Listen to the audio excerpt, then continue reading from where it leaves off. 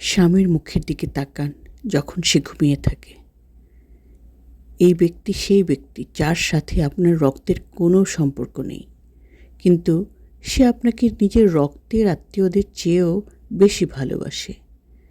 এই সে মানুষ যে বাইরের দুনিয়ায় নিজের সব আরাম সুবিধা ত্যাগ করে নিজের অহংকার সুখ বিসর্জন দিয়ে স্ত্রী ও সন্তানদের শান্তির জন্য সংগ্রাম করে।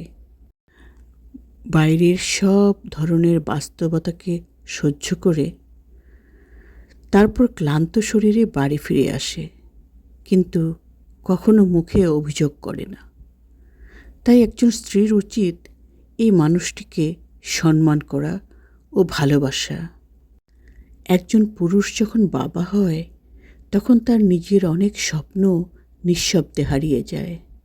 সে আর নিজের জন্য ভাবে না, সে ভাবে সন্তানের ভবিষ্যৎ নিয়ে। নিজের শখ, নিজের ইচ্ছে সব কিছু একপাশে সরিয়ে রেখে পরিবারের সুখের জন্য বেঁচে থাকে। কেউ তার ত্যাগের হিসাব রাখে না, কেউ তার ক্লান্তির খবর নেয় না। তবুও সে হাসে, কারণ তার সুখ লুকিয়ে থাকে পরিবারের হাসির মাঝেই।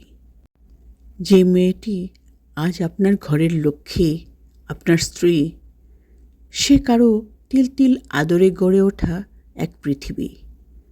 আঁচলে বেঁধে রাখা বাবার সেই ছোট্ট সোনামণি, যাকে আগলাতে বাবা সয়েছেন সহস্র যাতনা ও গ্লানি। রাজকন্যার মতো যাকে রেখেছেন বুকের খুব কাছে।